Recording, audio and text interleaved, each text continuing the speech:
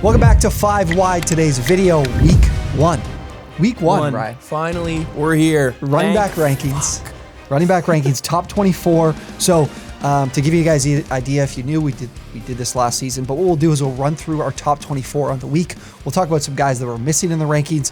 We're not going to get too deep here. You guys are here to get the rankings, get an idea of who you should be starting, who you should be sitting. We're going to help you out with that, especially at the ever important running back position. But again, if you're new, subscribe to the channel. Again, these will be every week. Waiver wire targets, buy low, sell high, you name it. This show does it. Everything. We do it. But last thing though is OwnersBox DFS contest is live for week one right now. We have a free entry for you with code DFS10. Get in for week one. Very exciting. A lot of these guys we'll talk about as targets for DFS as well. But if you haven't played the new Lightning Lineups game, if you've heard about it, if you haven't heard about it, doesn't matter. We're going to roll the tape here to show you one of the best fantasy games this year. The most electric way to play fantasy sports this season. Lightning Lineups presents you with 3 teams of 3 players. Find the trio you think will score the most fantasy points, or spin the wheel to generate a new matchup. Love your lineup? Add more opponents to increase your payout. Submit your entry for free and make your way to the pay zone. Again, that's a free entry when you sign up. We're also matching deposits, 100% up to $500. 2 free entries, deposit match.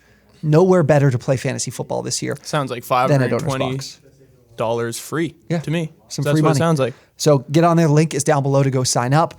Let's get into the rankings. I wanted to get contrarian. I wanted to get crazy. But at number 1, Jonathan Taylor. Super contrarian. Yes, I couldn't do it. Houston Texans. Yeah. Honestly, there's not a lot of thought that goes into whether or not you're starting a lot of these guys here at the top. But he is my number 1 running back on the week. At number 2, I'm really high on Alvin Kamara this week. It's tough to be high on a guy that is not a good person, let's just say. But as long as he is available to playing the Falcons, who are going to be without Deion Jones, who's on IR already, this team is missing a ton not missing a ton in terms of injury, but just doesn't have a lot of talent. Their front 7, Kamara could run efficiently, and then I think even with Jameis Winston, he'll still see plenty of targets as a pass catcher. So I'm really high on Kamara this week. He's a huge target, 6,500 on OwnersBox this week. Yeah, no, I really like Kamara this week as well. The Falcons are coming into the season as the lowest graded defensive line for good reason. As T-Mac mentioned, they lack a lot of talent. Yep. The only guy they really brought in this year to make a difference was their 2nd-round draft pick, Lorenzo Carter. He might have a little bit of an impact, but definitely not enough to make them jump any sort of way. Kamara's had some pretty solid games against them. Last year especially, he ran for almost 150 yards. So I think this is a great spot. At 6,500 too, you're paying a little bit less than top dogs, obviously, and that $800 discrepancy will make a huge difference in your lineup, let me tell you. From who you guys are seeing on the screen, which is Taylor and McCaffrey, who have at 3. Those are both 7,300 on OwnersBox this week. McCaffrey in at 3. Look, the volume's going to be there for him.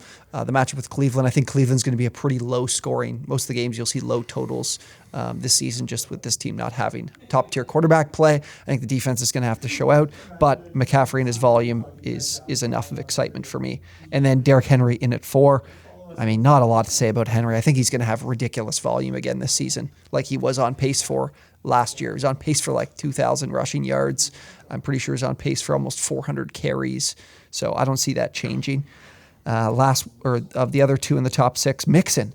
The Steelers were the worst run defense in the NFL last year, and I think the Bengals are going to run the ball this year with a much improved offensive line. I've heard Zach Taylor talk about it preseason. So, no, I like this spot for Mixon. I think he fits perfectly at the 5. I honestly might even, at his price, I think I'd prefer to have him than Derrick Henry going into this week. I have a few question marks for Derrick Henry coming into this year. I just don't know how explosive he'll be after that injury. We saw it. Obviously, he came back a little too early in that playoff game against the Bengals last year, so we probably didn't see him at 100%. We'll probably see him at 100% here, but I'm still have a few question marks about him.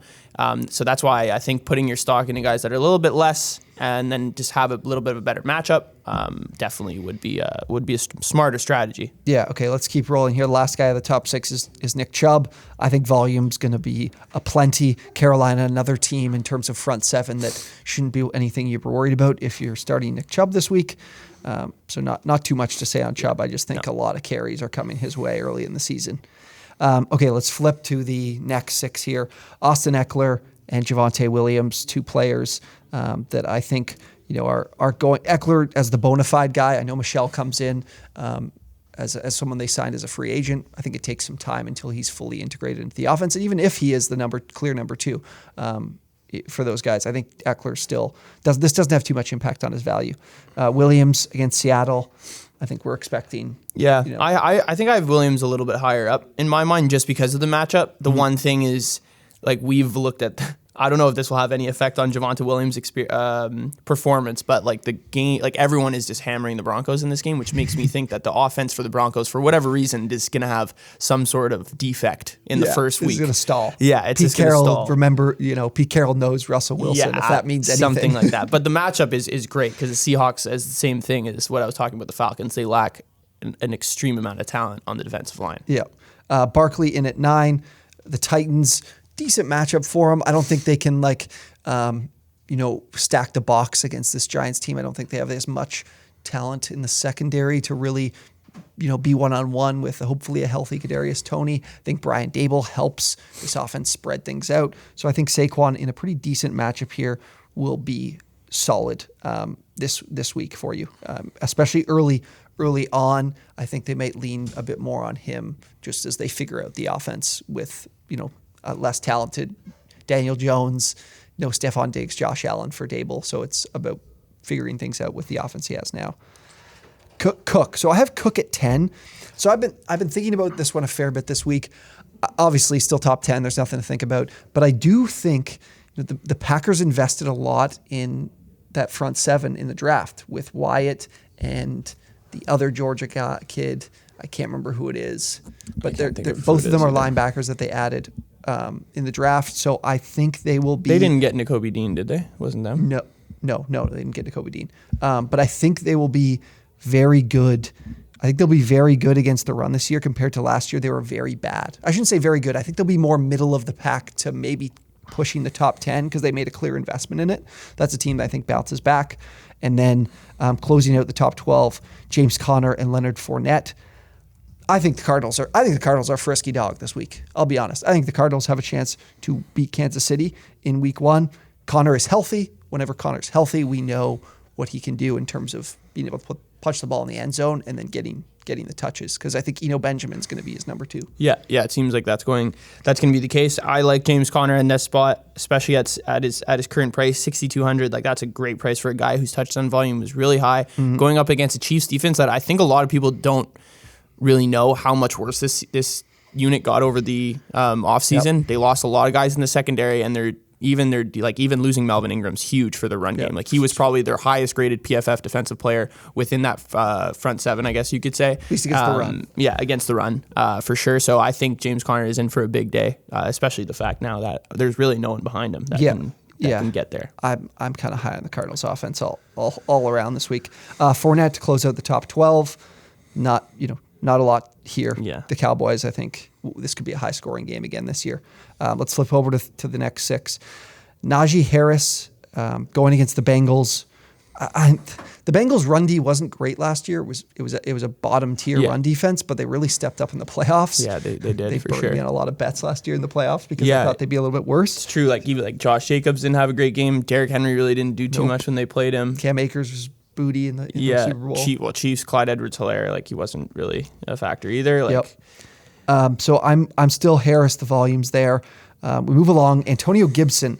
Look, Brian Robinson not being available means Gibson's volume from last year could certainly be back. And against the Jaguars team that's, I like the Jags. I think they're building something. They're not there yet. So I do think this will be a really competitive game, which allows for Gibson to have good volume in terms of rushing workload, and he'll still be involved in the passing game regardless of McKissick. Yeah, I think. But the one thing I will say about Antonio Gibson, I swear, this guy is one fumble away from fully losing his job. So he had special teams work at practice last week. That could be a little bit of a cause for concern for Gibson. I think the backfield is his, at least for week 1. Yeah. So you can kind of go in taking him with that sort of confidence. But still, this game is so sketchy to me. I don't know. Just Commanders versus Jaguars week 1. I don't know. Just not putting a lot of stock in any of the guys just yet. Those are wait and see teams for me. No, that's fair. Aaron Jones in at 15. You're going to see this a lot for me. I'm going to have Jones and Dillon pretty close. You'll see Dillon coming up soon, but there's a lot of, I'm just not sure how exactly this is going to be split up. I think Dillon's really talented in battling for the number one. They've kind of said themselves they have a 1A and 1A situation. So I think these two will be close in fantasy finishes. Jones will get a little bit more work as a receiver, but will he be the guy to punch balls in the end zone when they're inside the 20 and looking to score? So he's still a top 15 back in my mind, but where can I really push him? This is kind of as far as I could go. Elijah Mitchell at 16, where are you kind of at with that? I actually have Elijah Mitchell quite a bit higher on this list. Yeah. Like I have him at 13. Like I have him ahead of Najee Harris, mainly just because of pure this matchup. And I think this whole project with Trey Lance, they're going to really focus on the run. I don't think they're going to try to do anything too special here, especially against the Bears. Like they don't need to. I think if they really run their gadget plays that they always have over the last couple games that they did last season, they'll be just fine. I think Elijah Mitchell will be heavily involved in that. And unless Robert Quinn has 15 tackles, Elijah Mitchell will run for at least 80 yards and a touchdown. Yeah, Ty Davis Price is someone I'm looking at for DFS. There's another guy behind Tyrion. Who? Jeff Wilson. Is it Jeff Wilson? Yeah. Is he the third running back? Yeah, like I think maybe Wilson might be ahead of Davis Price on the depth chart right now just because he's been around. But those two guys are potential DFS options.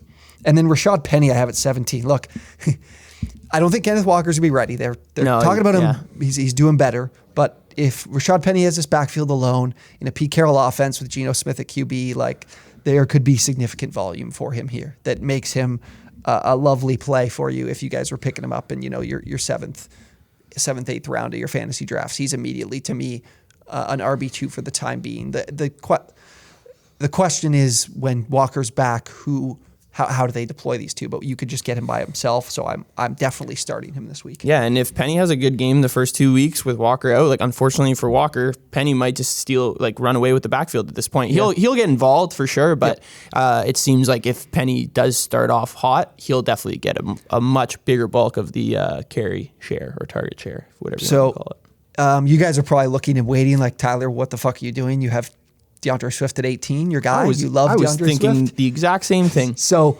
my thought here is slow pace. The Eagles are going to run the ball plenty. I think, with Campbell as well, his team likes to run the ball too. Like when he took over play calling duties last year, they ran the ball a fair bit. So I think this game could be tight, but a little bit more slow pace, so a little bit less opportunity for Swift. And then, I think the Eagles are building a really good defense, like the addition of Reddick. Then they added the linebacker from the Chargers that I'm blanking on right now. Your free Chargers. agency. I can't believe I'm blanking on him. He was great last year. But I think the Eagles have a solid defense. So I think this is a tougher matchup for Swift. So that's why I have him a little bit lower. Zeke in at 19. Let's flip over to these last six guys. Zeke at 19. Obviously, the Bucs are known to be one of the most difficult matchups for running backs in fantasy football. But I still think Zeke involved as a passer with the offense. I've kind of been hearing now some shittier things about Jalen Tolbert, about he hasn't really stuck out as much the last week or two, and that he's still battling with Noah Brown, Simi Fehoko. So some certainty with a guy like Zeke as a pass catcher could be a major option for a team that'll probably pass the ball a lot, considering how good the Bucs are up front in their front seven. Yep. Yeah. I like the Zeke ranking. I don't like the DeAndre Swift ranking. I think he'll be much higher, especially the fact that we both have him going. We would be fine taking him in the first round of drafts. Yes, 100%, no problem, right? 100%. And I think he's going to just be, especially with Jameson Williams out. I know Amon-Ra is obviously heavily involved in this offense, but Eagle secondary is really good too. So I think they're going to have to find ways to give DeAndre Swift the ball. And we saw week 1 last year, the Lions put up a ton of points against the Niners, I think it was. So I think maybe people might underestimate this team a little bit. 5-0 against the spread in week 1. Yeah, he sure is. The Lions have a really good record against the spread week 1 too, especially at home. And I think they are at home. I'm not even sure if they're at home. That's a shot in the dark. Travis Etienne in at 20. Apparently James Robinson's ready to go. Yeah, I know. I don't fucking believe it, Doug. I know, it's crazy. I don't think that's true, Doug. I think you're pulling one over on us. I'm still in here. Travis Etienne against a Washington secondary that's probably the worst in the NFL. So I think his pass catching work will be there, and I still think he'll be the number one. Again, I'm not calling this a shot in the dark. I just can't make sense of this guy with the torn Achilles being back and being significantly involved. So that's where I'm at. That's fair. That's fair. Yeah, it's going to be tough to see what they're going to do because James Robertson's barely played training camp. He probably hasn't done too much stuff at full speed. So I feel like it'd still be maybe a Tins backfield for at least 1 week. But I mean, yeah, Doug's calling the shots there now. So it's who knows what he's going to do with this guy. Yeah. At 21, A.J. Dillon, I mentioned he'd be relatively close to Aaron Jones. Again, I think he's going to be splitting the work, which is a good thing in a high-powered offense, a high-scoring offense. But I need to see the breakdown in regular season of how this really breaks out before I feel really comfortable with where I'm ranking A.J. Dillon. Yeah. I mean, it's gonna be so hard to figure out which one of these guys. Like when we continue to do these rankings week after week, where are you gonna put? Are you gonna base it on this team's better at covering like downhill running backs? Okay, Aaron Jones is actually more of an outside guy. We're gonna make sure their passing defense is bad. It's gonna be really hard to figure out what these guys are gonna do week in and week out.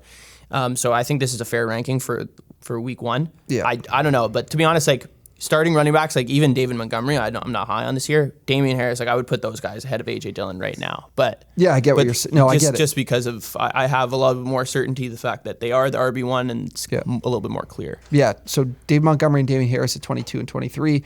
I'm not pumped starting these guys, but you drafted them. I'm playing him week one. I like most inspiring. I like Damian Harris this year. I think he's going to be as much as they did kind of expand their repertoire in the wide receiver room. I think Damian Harris will still have that touchdown volume. He's a big back that has been able to bulldoze his way into the end zone. Against this Dolphins team, they do have a pretty good defense, but he has rushed pretty well against them in the 2 games that he has played against them. So I think Damian Harris and even Josh Jacobs there at the end at 24, I have a little bit higher on my list. Wrapping up his Josh Jacobs, I do think the Chargers made a clear investment in the D-line in terms of Austin Johnson and Sebastian Joseph Day. They're Sebastian Joseph Day is a top-tier interior defensive lineman against the run. Both of these guys are. They're really good against the run, and that's kind of been the biggest problem for the Chargers. So they shorted up with 2 really talented guys, and then Khalil Mack, as much as you talk about edge defenders getting after the passer, Khalil Mack is great against the run as well. So I think the Chargers are going to make a complete 180 against the run. So I think that's going to be a little bit tougher for Jacobs efficiency-wise. So I think with him, we'll really be relying on him in this particular matchup to score. But I think the Chargers defense is going to be good this year, and the Raiders offensive line is legitimate dog shit. It is terrible. I think this team is a little overrated this year because of how bad the offensive line is. Now Jacobs can survive with poor efficiency and a bad offensive line. He's been doing it in Las Vegas for a few years now. But in this particular matchup, I think I'm a little bit concerned. Yeah, I mean, I don't. Especially game script wise, I think the Chargers might beat the wheels off of. Yeah, I mean, I hope so. If you have Josh Jacobs that far down in your list, yes. I can't say I totally disagree with the ranking, but I would have him a little bit higher. 6,100 in DFS contest week 1 is a little too steep for my liking for Josh Jacobs, especially in the matchup like T-Mac mentioned. But I think this guy will have still a pretty solid fantasy season just because of how. Other than the Chargers, really, the defenses in this division are not good. Even D-line wide, we talked about the Chiefs, and then the Broncos. The Broncos D-line it's recovering. A lot of injuries last year, so we'll see kind of what they do. But yeah, at this point, I don't know if I'd put a lot of stock into Josh Jacobs having a successful week 1. I do agree. I think a lot of people are underestimating or overestimating this team, thinking just because they got Devontae Adams that their offense is so good, but their defense. Their secondary is still horrible, and their offensive line is obviously horrible if they're cutting first-round picks that they drafted a year ago. Yeah. Anyone else that I missed that you wanted to bring up? A Mike Davis, I have him at 27 because I think it looks like he's aligned to be the top guy, and you're playing the Jets, who were terrible against the run last season. And I don't have a lot of confidence in that changing, so we're looking at a guy who could get 15-plus touches in an offense that could score a lot of points. If you picked up Mike Davis with your last pick or are looking to pick someone up off the wire, you could probably start Mike Davis. Yeah, I think one guy who I'm starting to get a little sneaky high on is Clyde Edwards-Helaire, to be honest. I think it doesn't really seem like anyone is touching him in the running back room. Like Pacheco, I think, is the RB2 at this point, and I've heard a lot of people criticize his vision. We all know Ronald Jones is a shit bum now. He's the RB4 on this team, barely made the team. I think it's CH's backfield to lose at this point. Yeah. And who knows, maybe they go with a little bit of a different style, incorporate him a little bit more in this offense now that Tyreek Hill's not there. I think he could be a sneaky price at 5,300, not too bad, because I think there'll be a ton of points in this game as well. So yeah, that was one I was going to bring up. And on that point, the one thing that scared me was I was listening to Bieniemy talk about or I think it was the running backs coach. It might have been Bieniemy or it was Reed. I can't remember who, but I was reading about this backfield, and it scared me when they said, we've got two guys in Clyde and McKinnon who could be 3 down pass catchers, great running routes. Right. And then we've got Pacheco and Ronald Jones to punch the ball inside the red zone. Yeah, you never like to hear that. Like, I don't want, Yeah, you want any part of that, though, fantasy-wise. So, but I do think Clyde is someone people are sleeping on. I think you can start him this week. It's against Arizona. I'm very surprised to see Chase Edmonds so far down your list. I know. Not even sniffing the top 24, to be honest, at this point. I know. I hear you. So why's that? I've got both him and Mostert inside my 36. Okay. I think it's still a time when against the Patriots Belichick coach defense is always very solid, especially against the run. So I'm on a wait and see.